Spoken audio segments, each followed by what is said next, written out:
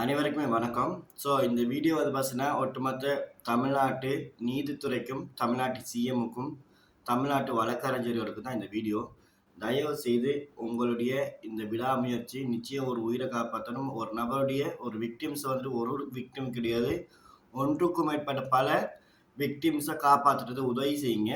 என்னன்னு வந்து பார்த்தீங்கன்னா, இந்த உங்க எல்லாருக்குமே தெரியும், விகேஎஸ் மேட்ரிமோனி திருமண மோசடி அப்படின்னு சொல்லக்கூடிய ஒரு பெண் வந்து பார்த்தீங்கன்னா, அவங்க திருமண மோசடி செஞ்சதுல போக்சோ கேஸ்ல குண்டாஸ்ல 2 வாட்டி குண்டாஸ்ல போய் வந்துருவாங்க. மறுபடியும் போக்சோல வந்து பார்த்தீங்கன்னா, ஸ்ரீவில்லிபுத்தூர் கேஸ்ல வந்து பார்த்தீங்கன்னா, அதிலேயும் வந்து ஏ1 அக்யூஸ்டா வந்துட்டு கைது செய்யப்பட்ட சித்ரா என்று சொல்லக்கூடிய ஒரு பெண்மணி. இவர்களுடைய பின்னணி பேக்ரவுண்ட பார்க்கும்போது, இவர்களுடைய குற்றச்செயல்கள் எந்த அளவுக்கு செயற்பட்டது அப்படின்றது ஒட்டுமொத்த நீதித்துறைக்குமே தெரியும். இதில எக்மோர் கோர்ட்ல வந்து பார்த்தீங்கன்னா, பாதிக்கப்பட்ட ஒரு நபர் வந்து பார்த்தீங்கன்னா, அவரு உங்களுக்கு வாக்குமூலம் ஒண்ணு குடுத்துடுறேன். அந்த நபர் வந்து பார்த்தீங்கன்னா, ரொம்பவே பாதிக்கப்பட்ட ஒரு நபர். பெங்களூர் சார்ந்த ஒரு வயசான ஒரு மனுஷன். 60 சவரன் நகைகள், 10, 22 லட்சம் ரூபாய் பணங்கள் உட்பட எல்லாமே குடுத்து ஏமாந்தாங்க. இன்றைய மதிப்பில வந்து பார்க்கும்போது, 80 லட்சம் ரூபாய் பணங்கள். இன்னைக்கு அந்த கேஸ்ல வந்து பார்த்தீங்கன்னா, இன்னைக்கு இந்த பெண்மணி சொல்றாங்க பாருங்க. நேரத்துல இந்த கேஸ் வந்து பார்த்தீங்கன்னா, 2026 7ஆம் மாசம் 23ஆம் தேதி இந்த கேஸ் மறுபடியும் எக்மோர் கோர்ட்டுக்கு வருது. இவங்கள ஆஜராக சொல்லும்போது இவங்க பெட்டிஷன் போட்டுருக்காங்க. எங்களால ஆஜராக முடியாது. இவங்க ஹெல்த் கண்டிஷன் வந்து ரொம்ப வீக்கா இருக்குன்ற மாரி. ஆனா, அவங்க ரொம்பவே ஒரு ஆரோக்கியமான விஷயமா இருக்கிறாங்க. டெய்லி டிராவலிங் பண்ணிக்கிறாங்க. டெய்லி எல்லா இடமும் சுத்துறாங்க, போறாங்க, வாராங்க. எதுவுமே அ இவங்கலாம் நல்லா மனுஷங்கள ஏமாத்துற விஷயங்கள் எல்லாமே வந்துட்டு இருக்குது. அப்படி இருக்கும்போது, இன்னைக்கு அந்த விக்டிம்ஸ் வந்துட்டு கோர்ட்டுக்கு வந்தா, அவருக்கு உயிருக்கு அச்சுறுத்தல் இருக்குது. நிச்சயமா இவருடைய ஒட்டுமொத்த குடும்பங்களையுமே கைது செய்து, இல்லன்னா இந்த பாதிக்கப்பட்ட நபருக்கு பாதுகாப்பு நீங்க அடைக்கலம் குடுக்கணும். கண்டிப்பா. ஒரு வாட்டியும் இங்க பாருங்க, இந்த கேள்வி பாருங்க. மேட்ரிமோனியல் கேஸ் அப்படியா?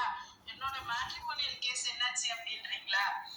யார் என் மீது வழக்கு போட்டார்களோ அவர்கள் மீது வழக்கு பாய்ந்திருக்கிறது. இந்த விஷயம் உங்களுக்கு தெரியுமா? அதாவது இவர்கள் மேல யாரு பாதிக்கப்பட்டு வழக்கு போட்டாங்களோ, அவர்கள் மீது எஃப்ஐஆர் ஆயிடுச்சாம்.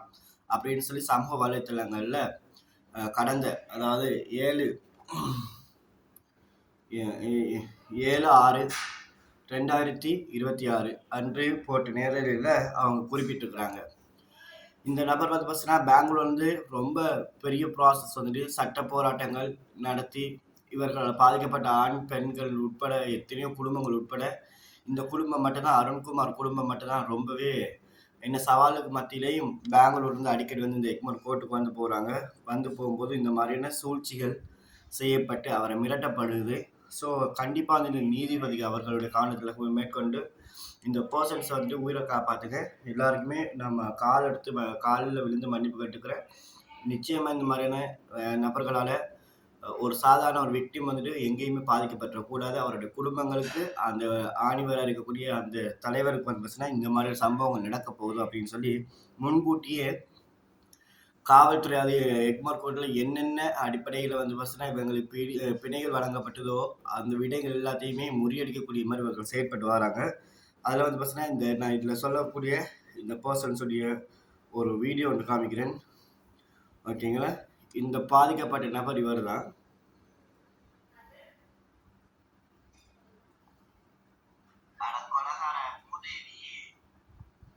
நான் உங்களுக்கு காமிச்சிடுறேன். எக்மோர் நீதிபதிக்கு நான் சொல்றேன், இந்த கேஸ்ல வாதாடக்கூடிய வழக்கறிஞர்கள் தயவு செய்து பணத்துக்காக விலை போகாதீங்க. பணத்துக்காக விலை போகாதீங்க. ஏன்னா, உங்களுக்கு ஒரு குடும்பங்கள் இருக்குது.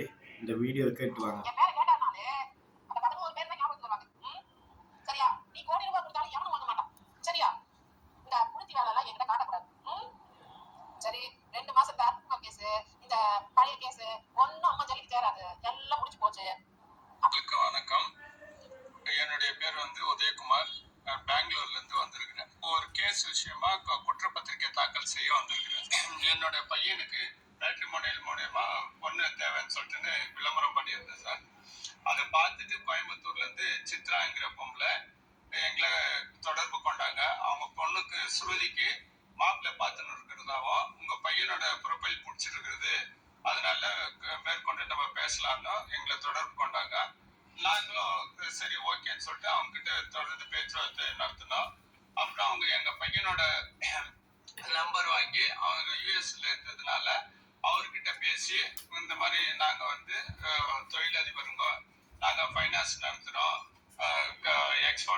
பிஸ்னஸ் பண்ணுறோம், எங்களை ட்ரஸ்ட் நடத்துகிறோம் அப்படின்னு அவங்க பெரிய தொழிலதிபர், எங்களுக்கு உங்களை பிடிச்சிருக்குது அப்படின்னு சொல்லிட்டு அதனால நம்ம மேற்கொண்டு தொடர்ந்து பேசலாம் அப்படின்னு சொல்லியிருக்காங்க.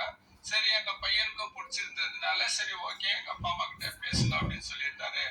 பேசிட்டு சொல்லும் போது அவங்க வந்து திடீர்னு ஒரு நாள் அவருக்கு ஃபோன் பண்ணிட்டு, சுருதிங்கிற பொண்ணு இந்த மாதிரி எங்க அம்மாவுக்கு ஹார்ட் அட்டாக் வந்துடுச்சு, அவங்களுக்கு பைபாஸ் ஆப்ரேஷன் பண்ணோம், அவசரமா ஒரு 5 லட்ச ரூபாய் பணம் வேணும் அப்படின்னு சொல்லிட்டு கேட்டிருக்கிறாங்க.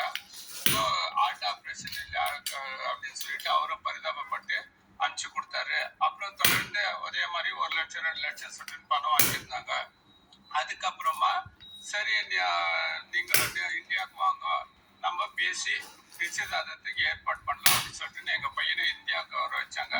இந்தியாவுக்கு வர வச்சுட்டு எங்க வீட்டுக்கு வந்து அந்த சித்ராங்கிற பொம்பளை, அப்புறம் ராஜசேகரன் அவங்க புருஷன், அவங்க பையன் சுபாஷ் 3 பேரை வீட்டுக்கு வந்து பார்த்துட்டு சரி எங்களுக்கு பிடிச்சிருக்குது, என்கேஜ்மெண்ட்டுக்கு நிச்சயதார்த்தம் பண்ணிக்கலாம் நம்ம அப்படின்னு சொல்லிட்டு சொன்னாங்க.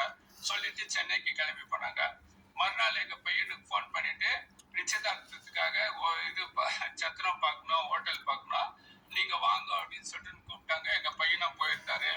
அங்க போன பின்னாடி இந்த மாதிரி நிச்சயதார்த்தத்துக்கு கொஞ்சம் நகை வாங்கணும், பட்டு புடவை எடுக்கணும்னு சொல்லிட்டு அவர்கிட்ட கூட்டின்னு போயிட்டு உம்மடி பங்காரு செட்டியில ஒரு 60 சவரம் நகையும் இது கலாநிகேதன்ல பட்டு புடவை எடுத்திருக்காங்க. அது இல்லாம அந்த சுருதிங்கிற பொண்ணு எங்க பையனோட ஏடிஎம் கார்டு வாங்கி வச்சுக்கிட்டு அதுல இருந்து வாட்சு, செப்பல்ஸ், இன்னும் சில பல அவங்களுக்கு என்ன காஸ்மெட்டிக், இதெல்லாம் ஆடம்பர பொருள் எல்லாம். அதாவது நீங்கள் எல்லாருமே கேட்டிருப்பீங்க, எக்மோர் நீதிபதி அவர்கிட்ட நம்ம சொல்கிற காலை விழுந்து கேட்குறேன், இந்த விக்டிம்ஸ் வந்துட்டு பார்த்தீங்கன்னா எங்கேயுமே உயிரிழந்துடக்கூடாது. இவர்களில் நான் ஒரு எக்ஸாம்பிள் சொல்கிறேன். இந்த குற்றவாளிகள் வந்து பார்த்தீங்கன்னா செயற்படுறது ஒரு குடும்பங்களாக செயற்படுது. நான் இதில் ஒரு எவிடன்ஸ் போட்டுக்கிறேன். இது எங்கே நடந்த சம்பவம்னு சொன்னால், இது தமிழ்நாட்டில் நடந்த ஒரே ஒரு சம்பவம் தான். அதுவும் இந்த நபர்கள் தான் விக்டிமைஸ் பண்ணப்பட்ட இந்த குற்றவாளிகள் தான் இதுக்குள்ள மிக முக்கியமான ஒரு காரணமாக இருந்தது. எல்லாத்தையும் நான் உங்களுக்கு பண்பை வேணா காமிச்சிட்டேன். இதில் நான் ஒரு இவங்க அதாவது மாட்டிக்கும் போது தன்னை காப்பாற்றி கொள்றதுக்காக தன்னுடைய ஆண் நண்பர்களின் ஊடாக செயற்படுத்ததாக அவங்க கூறினாங்க.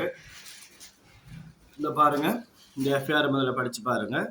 இந்த எஃப்ஐஆரில் வந்து பார்த்தீங்கன்னா, நான் மேற்படி விலாசத்தில் வசித்து வருகிறேன். என் கணவர் பெயர் டி.கே. பிரசன்னா வெங்கடேஷ். இவர் எனது 2வது கணவர். என் முதல் கணவர் கடந்த 10 வருடங்களுக்கு முன்னர் விபத்தில் இறந்து விட்டார். என் குடும்பத்தில் அறிமுகமான மேற்படி டி.கே. பிரசன்னா வெங்கடேஷ் என்னை 2வது திருமணம் செய்து கொள்வதாக